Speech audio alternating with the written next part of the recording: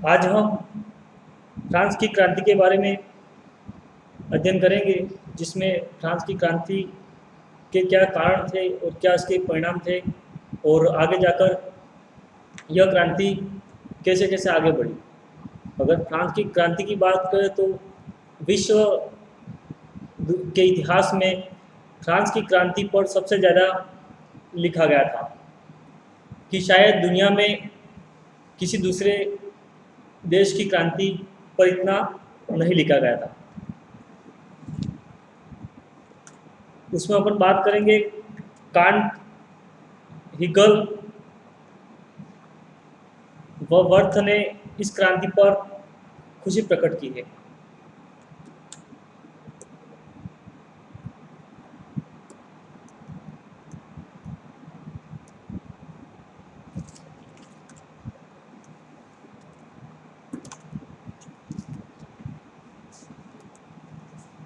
France की क्रांति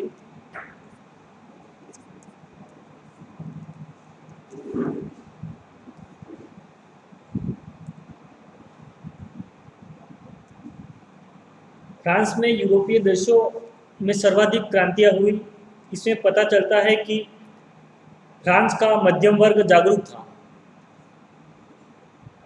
यूरोपीय देशों में जो क्रांतियां हुई, इसमें मध्यम वर्ग जो था वह जागरूक वर्ग था।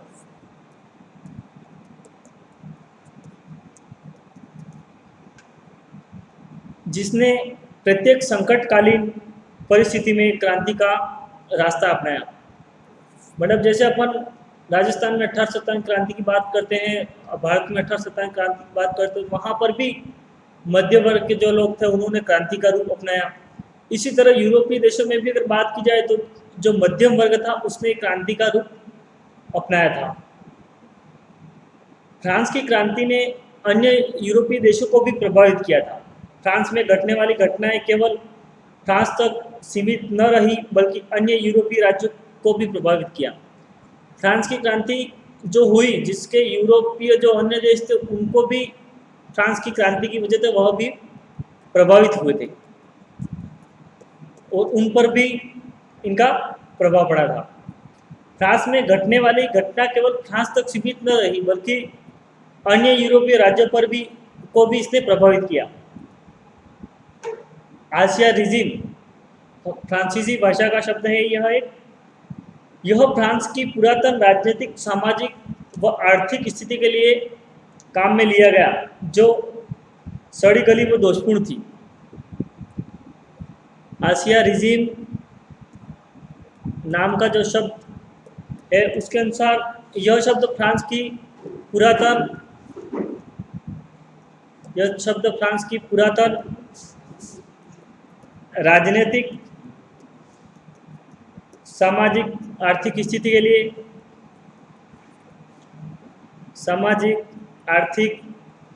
के लिए काम में लिया गया, जो सही व दोषपूर्ण था।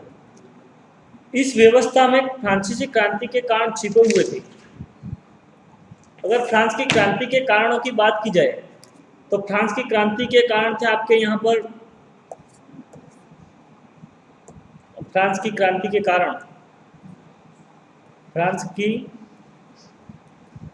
के कारण जिसमें अपन राजनीतिक कारण की बात करते हैं।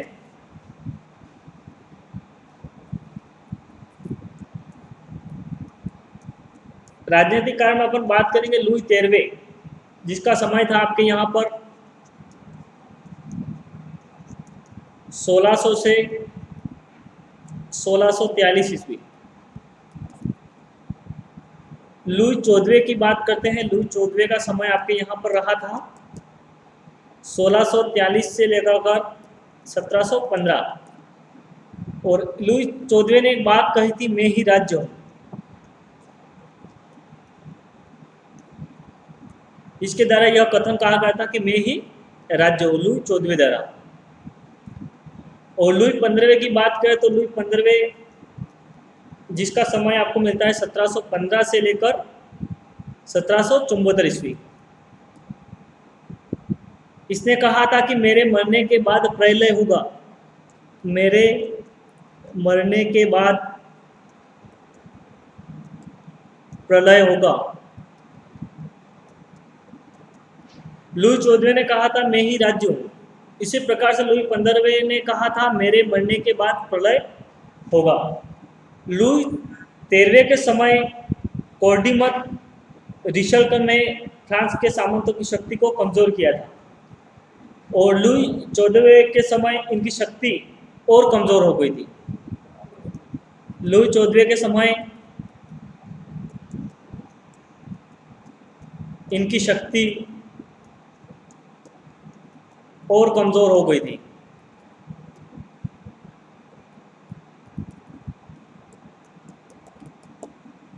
लुई 16वें के समय सामंतों ने अपनी शक्ति को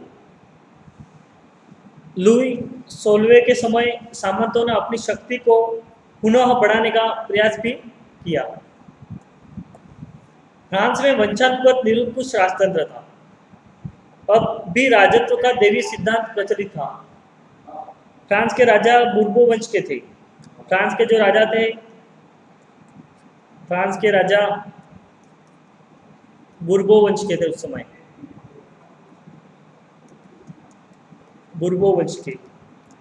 लुई 14वें ने कहा मैं ही राज्य हूं, अपनी शक्ति प्रदर्शित की। लुई 14वें ने जो यह बात की कि मैं ही राज्य हूं,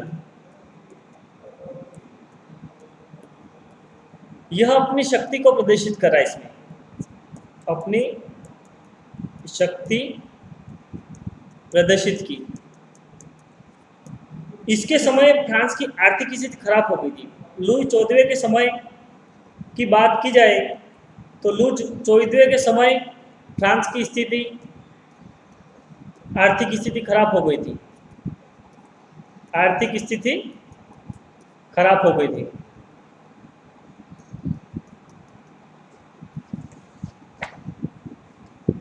वर्साई के राजमहलों का निर्माण इसी के समय प्रारंभ हुआ। वर्साई के जो राजमहल है उनका निर्माण, वर्साई के राजमहलों का निर्माण इसी के समय प्रारंभ हुआ।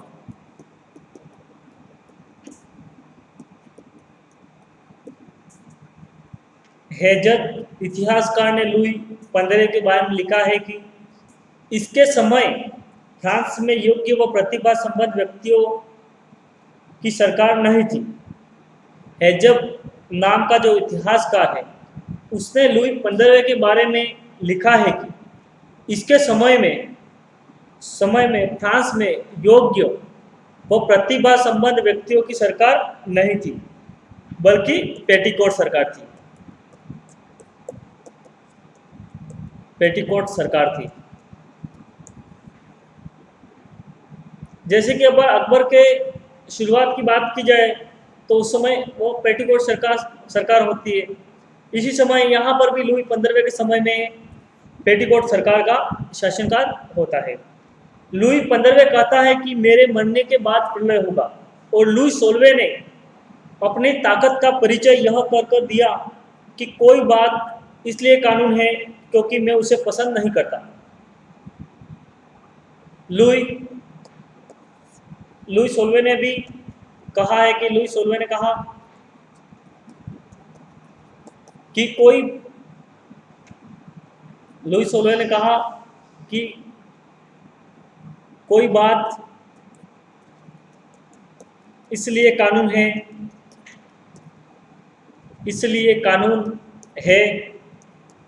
क्योंकि मैं उसे पसंद करता हूं। मैं उसे पसंद करता हूं। लुई 16वें को हिरण का शिकार व ताले बनाने का शौक था। यह भी एक इम्पोर्टेंट बात होती है कि इसको ताले बनाने का व हिरण का शिकार करने का शौक था।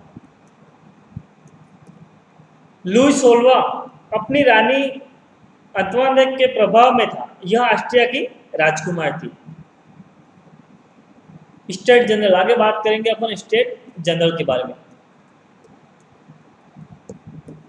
1302 ईस्वी में लुई 7वें के समय इसका गठन हुआ। किंतु 1614 के बाद इसका कोई अधिवेशन ही हुआ।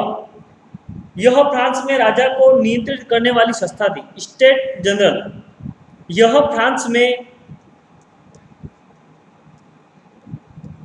राजा को नियंत्रण करने वाली संस्था थी, नियंत्रित करने वाली संस्था थी। स्टेट जनरल की बात करें तो यह फ्रांस के राजा को नियंत्रण करने वाली संस्था थी।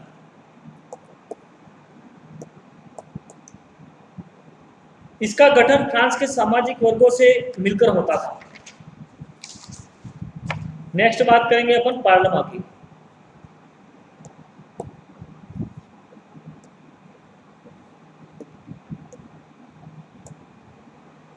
नेक्स्ट बात करेंगे अपन पार्लियामेंट की। स्टेट जनरल के अभाव में यह संस्था राजा को नियंत्रित करती है। स्टेट जनरल के अभाव में, स्टेट जनरल के अभाव में यह संस्था राजा को नियंत्रित करती थी, राजा को नियंत्रित करती थी। पार्लियामेंट 13 थी, जिनमें पेरिस की पार्लियामेंट सर्वोच्च थी। उस समय पार्लियामेंट की संख्या 13 थी और उसमें पेरिस की पार्लियामेंट सर्वोच्च थी। पार्लियामेंट की स्थिति उच्च न्यायालय के समान थी। पार्लियामेंट अभी अपने उच्च न्यायालय होते उस प्रकार से उसकी स्थिति थी। यह न्याय करने के अलावा राजा के आदेशों को पंजीकृत भी करती थी। यह पार्लियामेंट जो थी वह न्याय करने के अलावा भी राजा के द्वारा जो आदेश दिए जाते थे उनको पंजीकृत भी करती थी। किंतु उसे लगे कि राजा का यह आदेश गलत है तो पंजीकृत करने से मना भी कर दिया करती थी। मतलब पार्लियामेंट का यह अधिकार था कि वह राजा के जो आदेश है अगर उसको गलत लगे पार्लियामेंट को तो वह उसके आदेशों को पंजीकृत करने से मना भी कर सकती है। किंतु राजा उसी आदेश को दोबारा देता है तो उसे रजिस्टर्ड करना होगा। किंतु पार्लियामेंट में यह भी था कि अगर राजा वापस उसी आदेश को वापस देता है तो वह उसको रजिस्टर्ड करना होगा। लेत्र द काशे, लेत्र द काशे, ये फ्रांस में राजा की मुहर वाले पत्र थे। ये फ्रांस में राजा के मुहर वाले पत्र थे जिनके द्वारा किसी भी व्यक्ति को गिरफ्तार किया जाता था। लेत्र द काशे यह फ्रांस के राजा की मुहर वाले पत्र थे जिसके द्वारा किसी भी व्यक्ति को गिरफ्तार किया जा सकता था। जिसे गिरफ्तार करना हो उसका नाम इसमें खाली पड़ा रहता था। जिस प्रकार से कोई फॉर्मेट होता है उसमें सब कुछ लिखा होता है, लेकिन आगे जैसे कॉलम खाली होता है उसके बाद सब कुछ यहाँ पर लिखा होता है। इस कारण यहाँ पर उसके राजा के साइन होते थे। तो यहाँ पर उसका नाम लिख के उसको गिरफ्तार कर सकते थे। इसको अपन लेत्र द काशा कहते हैं। फ्रांस में स्थानीय स्वशासन नहीं था। स्थानीय स्वशासन की बात करें तो फ्रांस में स्थानीय स्वशासन नहीं था। इस कारण राज्य कैसे चलता यह जनता को पता नहीं था। इसलिए क्रांति के बाद फ्रांस में 10 वर्षों तक अव्यवस्था रही। फ्रांस में कानून में एकरूपता नहीं थी। फ्रांस का जो कानून था उसमें एकरूपता नहीं थी। वोल्टेयर को फ्रांस के बास्तिल दुर्ग में बंदी बनाया गया था। वोल्टेयर को फ्रांस के बास्तिल दुर्ग में बंदी बनाया गया था। बास्तिल दुर्ग में बंदी बनाया गया था।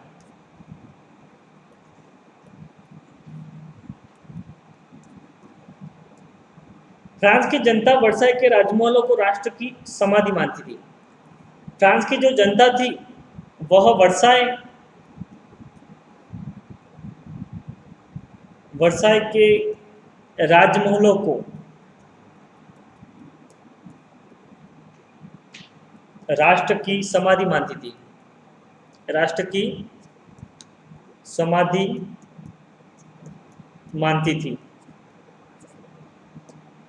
आगे अपन बात करेंगे, ये तो था आपके राजनीतिक कारण। अब आगे बात करते हैं अपन इसके सामाजिक कारण क्या क्या रहे हैं।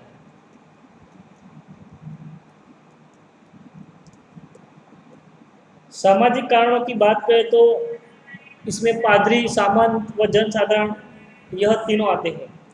जैसे कि अपन प्रथम स्टेट की बात करें तो प्रथम स्टेट जिसमें पादरी या कलरजी भी इनको कहा जाता था। द्वितीय स्टेट की बात करें तो द्वितीय स्टेट में सामंत, और तृतीय स्टेट की बात करें तो यहाँ पर आते हैं जनसाधारण वर्ग के लोग, जनसाधारण वर्ग के लोग। प्रथम व द्वितीय स्टेट में अधिकार प्राप्त वर्ग में तृतीय स्टेट का कोई अधिकार प्राप्त नहीं थे।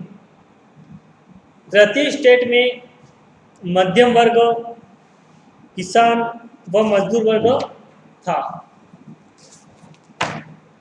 ठीक है, नेक्स्ट अपन अगली क्लास में पढ़ेंगे।